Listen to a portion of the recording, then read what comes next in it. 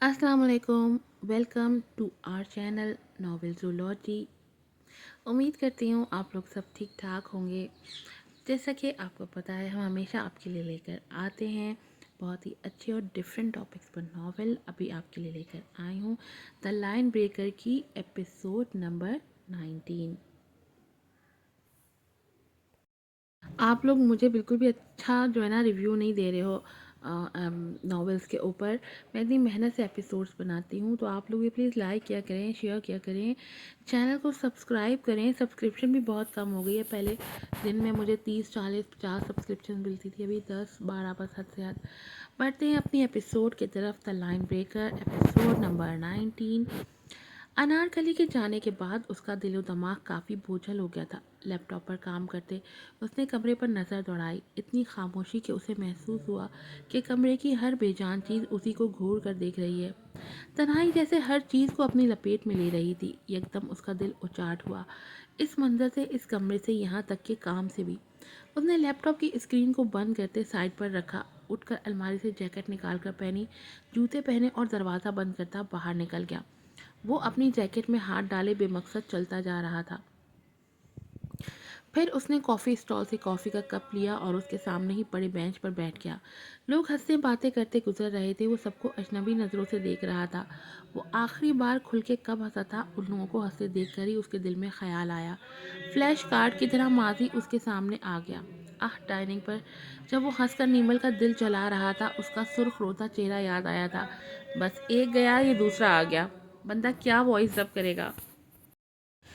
यकीनन अब नहीं रोती होगी, कैसी दिखती होगी। वो एक मंज़र से दूसरे मंज़र में जा रहा था। स्कार्फ में मौजूद चेहरा जिसके साइड पर फूल लगा था, क्या कार्टून लग रही थी। यही सोचते यौशे के होंठ खुद ब खुद मुस्कुरा दिया।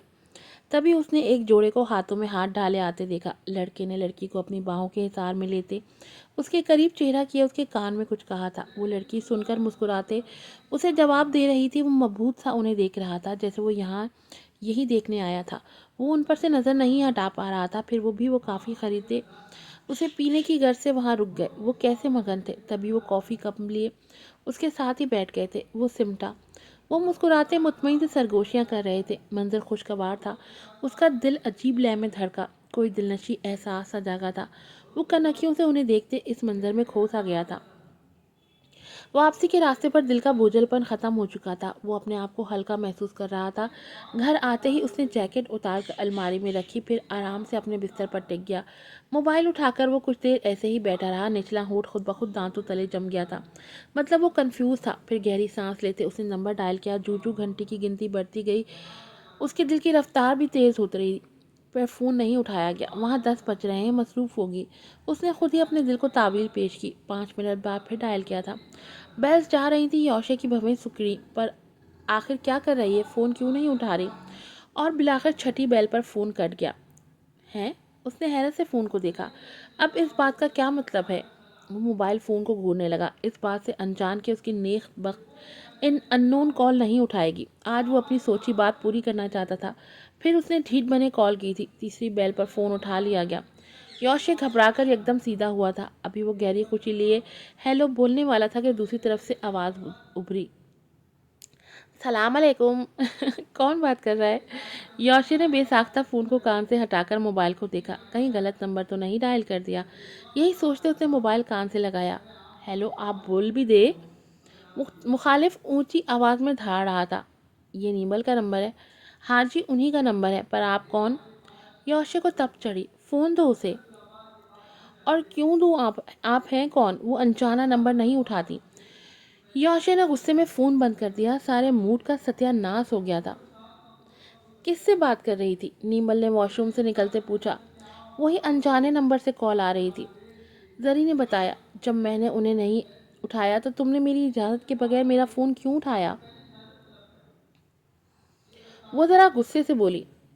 बाजी बस ऐसे ही शुगल कर रही थी, पर बंदा बड़ा खड़ूस था। कह रहा, अच्छा जाओ यहाँ से। नीमल ने उसकी बात काट कर कहा। उसे उसकी बात में कोई दिलचस्पी नहीं थी, और उसी अदम दिलचस्पी की वजह से उसने नंबर पर भी गौर नहीं किया। तभी उसका मोबाइल फिर बजा था। वही अननोन नंबर। उसने इग्नोर किया। बेल्स होकर बंद हो गई थी। तभी खटाखट मैसेजेस आ रहे थे। नीमल ने घबराकर मोबाइल देखा।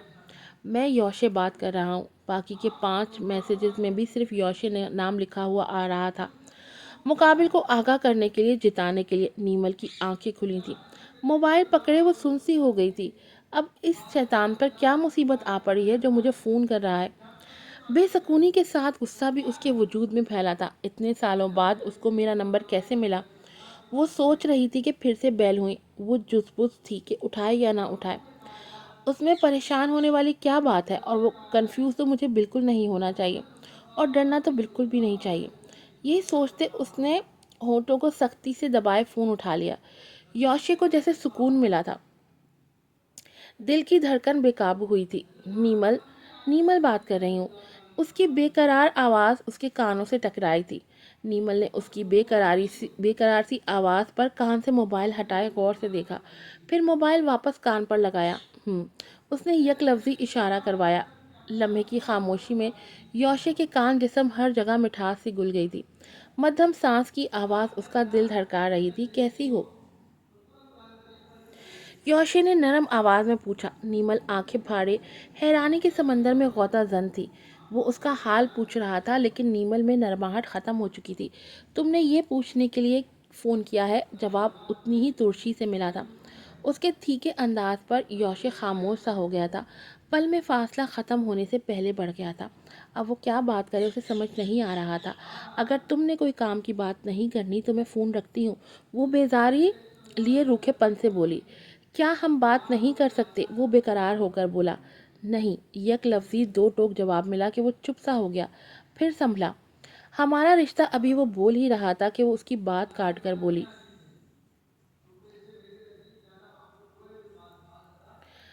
نہ میں تم سے بات کرنا چاہتی ہوں اور نہ ہی کسی قسم کا رشتہ رکھنا چاہتی ہوں۔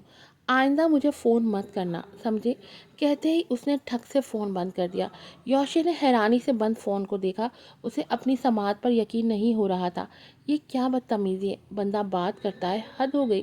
اس نے ہمت ہار کر پھر فون کیا۔ بیلز جا رہی تھی، پر وہ فون نہیں اٹھا رہی تھی۔ وہ ٹھنڈی سانس کھینچے رہ گیا۔ ویسے آج بھی اسی انداز سے بات کر رہی تھی، چہرہ ضرور سرخ ہو رہا ہوگا اس کا۔ وہ مسکراتے ہوئے سوچنے لگا، وہ بیچارہ اس معاملے میں ناداں تھا۔ وہ غیر محسوس انداز میں محبت کا شکار ہو گیا تھا، جہاں محبوب کی کڑوی بات بھی شہد جیسی لگتی ہے۔ نیمل، وہ زیر لب اس کا نام لیتا سینے پر موبائل رکھے آنکھیں موند گیا۔ وہ اسے کندھے سے تھامے اس کے کان میں سرگوشی کرتے۔ ابھی وہ کافی شاپ تک ہی پہنچا تھا کہ اس کی آنکھ لگ گئی تھی۔ آج پہلی بار ہوا تھا کہ وہ اپنا تلخ ماضی یاد کیے بغیر پرسکون ہو کر سویا تھا۔ وہ سفید لباس میں ملبوس، ہاتھوں کو گود میں دھرے سفید فرش پر بیٹھی تھی۔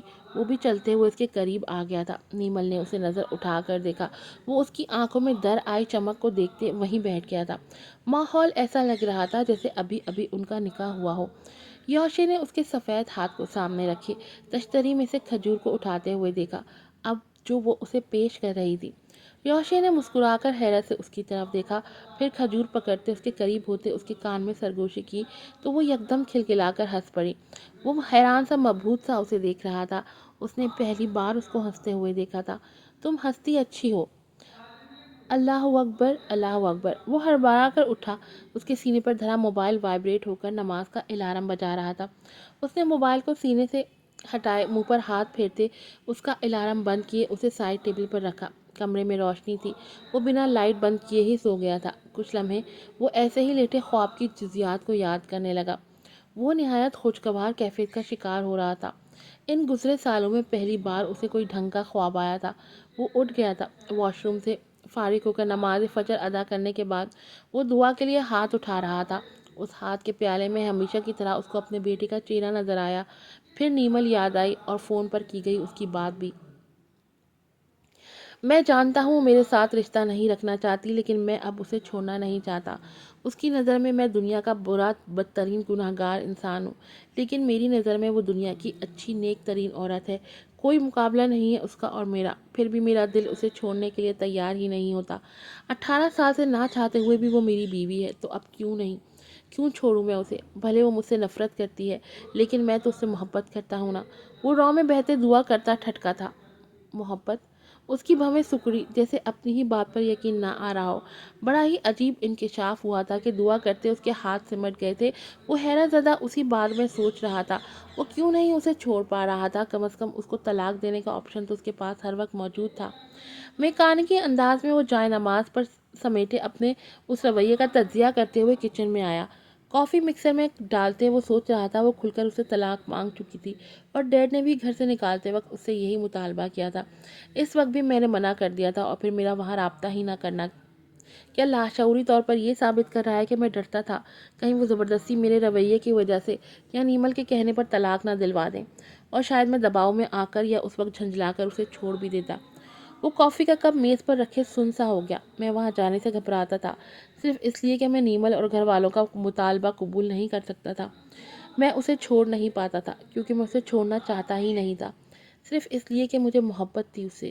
اس کا دل عجیب انداز سے دھڑکا تھا۔ مجھے اس بات کا پتہ کیوں نہیں چلا، مجھے اس سے محبت کا احساس کیوں نہیں ہوا؟ وہ واقعی حیرانی سے اس بارے میں سوچ رہا تھا، بھاپ اڑاتی کافی کو غور سے دیکھتے شروع سے اپنے رویے پر غور کر رہا تھا۔ پہلے وہ اسے ضد میں نہیں چھوڑنا چاہتا تھا، لیکن بعد میں اس کے لکھے جانے والے نوٹ ہی کی وجہ سے وہ اس کے ذہن سے نکلتی ہی نہیں تھی۔ نفرت، غصہ، اس کے لیے ہر احساس کو محسوس کرتے وہ اسے یاد رکھتا تھا۔ اللہ نے پتہ نہیں اس عورت میں کیا کشش رکھی تھی کہ وہ چاہ کر بھی اس کو اپنے ذہن سے جھٹک نہیں پاتا تھا، اپنی زندگی سے نکال نہیں پایا تھا، کیونکہ وہ اس کو اپنی زندگی سے نکال ہی نہیں سکتا تھا، یا شاید یہ اختیار اب اس کے ہاتھ میں نہیں رہا تھا جو میں اس سے پیچھا چھڑوانے کا سوچ رہا تھا۔ تو کیا یہ میری خوش فہمی تھی کہ میں اسے چھوڑ سکتا ہوں؟ حالانکہ میں کبھی اس کو چھوڑ ہی نہیں سکتا تھا، میں کبھی اپنی محبت اپنے حق سے دستبردار ہو ہی نہیں سکتا تھا۔ یہ جاگتا احساس خوبصورت تھا، اسے اندر تک سرشار کر گیا تھا۔ اب تو تمہیں یہاں آنا ہی پڑے گا نیمل، سوچ چکا ہوں۔ یہی فیصلہ کرتے اس نے مسکرا کر کافی کا کپ اٹھایا تھا، اور جب وہ کوئی فیصلہ کرتا تھا ہاتھ دھو کر اس کے پیچھے پڑ جاتا تھا۔ بشیر بھائی اور وہ مسجد جانے کے لیے باہر نکلے تھے۔ اداس ہو گیا؟ کیا بات ہے؟ بشیر بھائی نے کہا۔ اس نے چلتے چلتے بشیر بھائی کو دیکھا۔ آپ کو کیسے پتا میں اداس ہوں؟ بیٹا، تمہارے علاوہ سب کو پتا ہے کہ تم اداس ہو۔ ویسے میں تمہاری اداسی کی وجہ بھی جانتا ہوں۔ کیا وجہ ہے؟ محبت ہو گئی ہے تمہیں۔ اس کے چلتے قدم تھم گئے۔ اس نے غور سے ان کا چہرہ دیکھا۔ آپ یہ کیسے کہہ سکتے ہیں؟ تکا مارا تھا، پر میاں تمہارا تھم جانا ہی ثابت کرتا ہے کہ تمہیں محبت ہو گئی ہے، وہ بھی شدید والی۔ وہ صحیح اندازہ لگا گئے تھے۔ وہ حیران تھا، ان کا چہرہ تکتا رہ گیا، پھر مسکراتے سر گرائے پھر سے چل پڑا۔ فادر ڈے کی وجہ سے مین سڑک پر ہلچل تھی، مختلف لٹکے بورڈز باپ کی محبت کا پتہ دے رہے تھے۔ تمہیں بتاؤں، پہلے مجھے یہ فادر مدر ڈے ڈرامہ ہی لگتا تھا، لیکن اب سوچتا ہوں کہ شاید کسی میری طرح ہی مجبور باپ نے یہ رسم شروع کی ہوگی۔ یوشی نے تسلی کے انداز میں ان کے کندھے پر ہاتھ رکھا۔ میں آپ کا بیٹا ہوں نا؟ محبت وفاداری مانگتی ہے یوشی، اور اولاد والدین سے وفادار نہیں ہو سکتی تو اللہ سے کیسے وفا نبھا پائے گی؟ یوشی چپ سا ہو گیا۔ منہ پر پڑ جانے والا یہ تھپڑ اس کے لیے بھی تھا۔ وہ اپنے باپ کو چھوڑ کر کسی اور کا بیٹا بن رہا تھا، شرم کا مقام تھا۔ آج وہ نماز عشاء کے بعد ٹک گیا تھا۔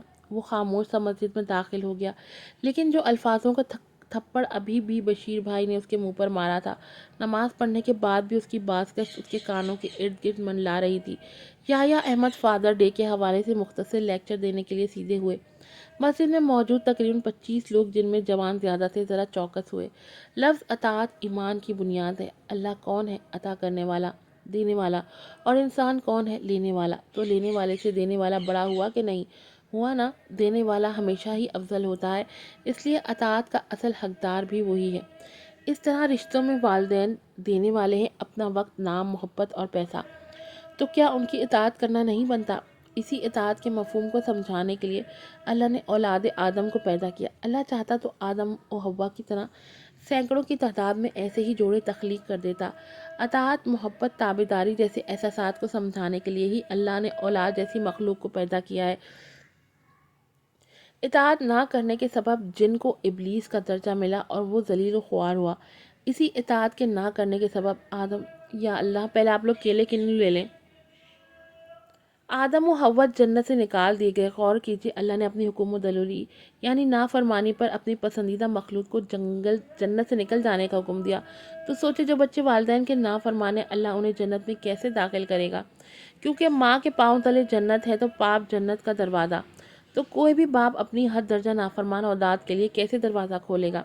یہ بات یاد رکھنے والی ہے کہ اگر انسان رشتوں میں افضل ترین رشتے والدین کی اطاعت نہیں کر سکتا، وہ اللہ کی بھی اطاعت نہیں کر سکتا، وہ ڈنڈی ضرور مارے گا، رشتے کے تقاضے پورے کرنے میں بھی اور اللہ کے حکم ماننے میں بھی۔ وہ سن کر بھنور کی زد میں تھا، اطاعت اس نے والدین کی ہی کب تھی؟ کیا وہ اللہ کے حکم کو جانتا نہیں تھا؟ لیکن ڈنڈی مار گیا تھا، اس کو اپنی 7 سالہ ریاضت مٹی میں ملتی دکھائی دی تھی۔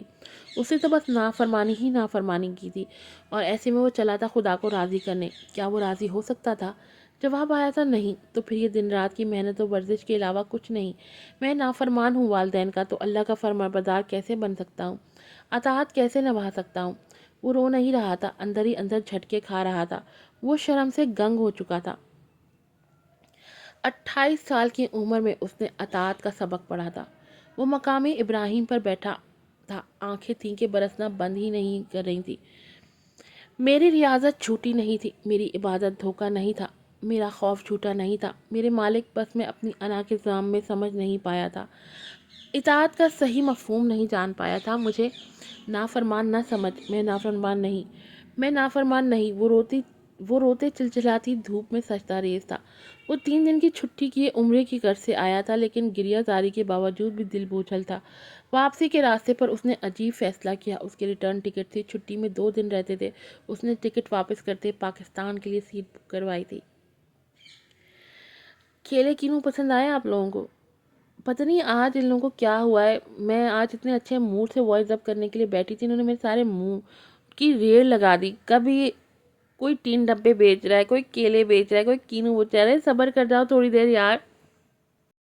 سارے میرے موڈ کی ایسی کی تیسی ہو گئی، بار بار بیچ میں رکنا پڑتا ہے۔ پھر پتہ ہے بندہ اتنے 100 کام میں سے ٹائم نکال کر بیٹھتا ہے وائس اپ کرنے کے لیے، بیچ میں ایک دفعہ روکو نا تو وہ ایپیسوڈ رات تک کی دوبارہ ڈب نہیں ہوتی، وہ پھر رہ ہی جاتی ہے۔ اور میں یہ چاہتی ہوں میں بیٹھوں، میں ایک ایپیسوڈ ڈب کر کے وہ پوری کمپلیٹ کر کے ہی اٹھوں، لیکن ان لوگوں نے تو آج میرے ساتھ بیر باندھ لیا ہے یار۔ توبہ، صبح سے یہ 10واں ہے، سمجھ نہیں آ رہا لوگوں کے گھر اتنے 3 ڈبے کہاں سے آتے ہیں جو صبح سے لے کے شام تک 3 ڈبے ہی بیچتے رہتے ہیں۔ اللہ، برابر میں میرے نا مسجد ہے، وہاں پہ انہوں نے مائک کھول لیا، یہ 3 ڈبے اس کے ختم نہیں ہو رہے، اس کے کینو کیلے کوئی نہیں خرید رہا، سارے لوگوں نے مل کے مجھے باولا بنا دیا۔ آپ لوگ پلیز ریویو دیجیے گا، پھر ملوں گی۔ السلام علیکم۔